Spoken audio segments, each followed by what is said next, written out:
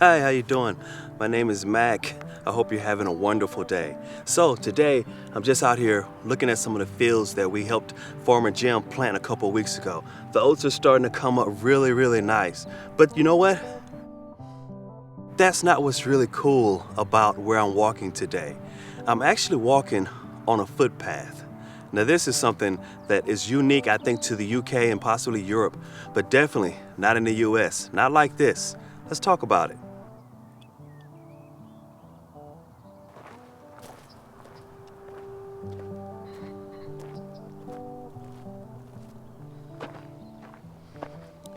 Okay, so now, of course, the US has hiking trails and footpaths and things of that sort. But what's unique in this situation that's not replicated in the United States is that this footpath cuts directly across private property. It cuts through the middle of the field. And that's something I don't think you'll find in many places in the US.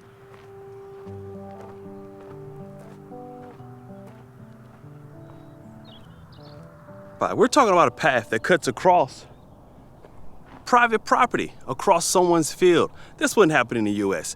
There are no trespassing signs, and then just the general idea and knowledge that you can't cross onto anyone's private property in the US.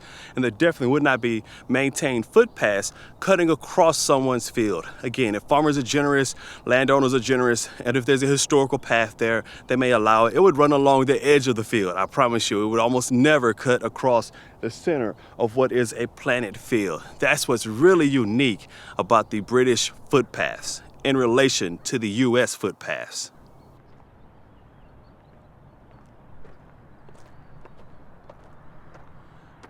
Okay, so let's clarify. The US absolutely has footpaths and trails and places where you can walk all across the country, just like here in the UK. Okay, you can see it right here, how the path cuts directly through the middle of the field. Now, in the US, there's so many places where farmers may allow paths to go along the edge of the field. If there's a historical path, you could possibly see that. But you won't see paths cutting through the middle of a planted field. Anyways, since we're out here, let's go for a little walk.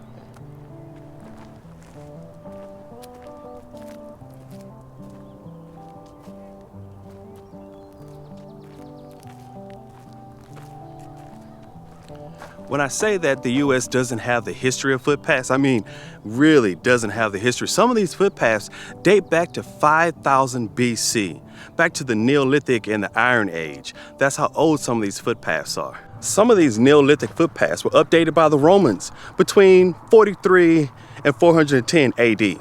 We're still talking really old. I mean, centuries old. So the Anglo-Saxons also developed some of these footpaths. So between the Romans and the Neolithic times, these footpaths are really old. And although it's hard to tell and date any specific path, if you follow it to its ending destination, they could give you some clue as to which culture and time frame and when it was updated last. The great thing is that the UK continued to support these paths, and people are still allowed to use them as freely as they've always used them in historical times.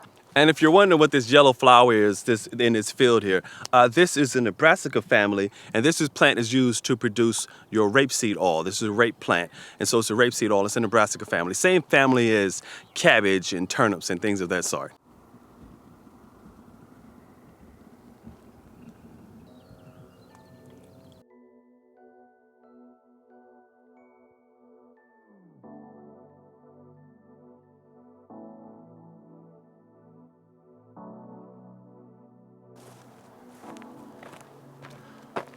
Okay, so here you can see right behind me, you can actually see there's a hedge. This is a property line. It goes from one farmer's property into another. But you can see this path that's put here between the hedge. There's a ditch there, covers the ditch. The farmers actually maintain this to maintain the integrity of the footpath.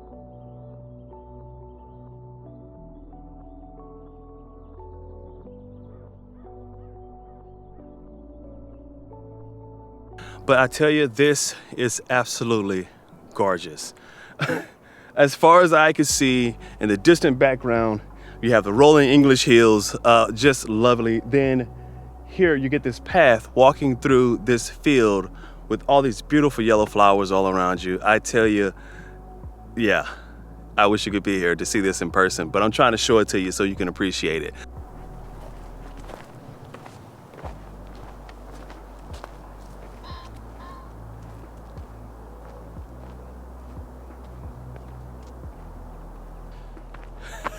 Okay, I know I already mentioned it, but seriously, it is literally a sea of yellow. It's just as far as I can see.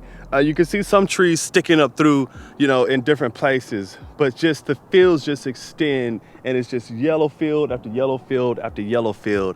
And then I've walked through several yellow fields already to get to this point. So it's just really beautiful.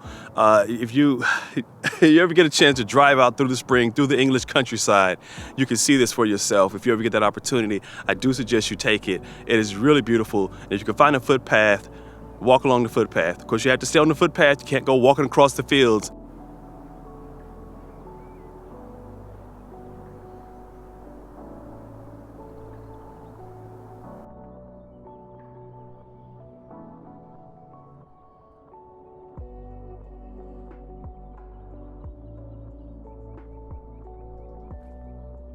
So I'm starting to lose daylight, so I'm gonna finish up this walk. But hey, if you like this content, be sure to like and subscribe. Follow along with our family. We love to point out those differences between the US and the UK, and we love international travel. So if you like those things, be sure to click that like button and be sure to subscribe and follow along with us on our journey. Okay, until the next time, take care.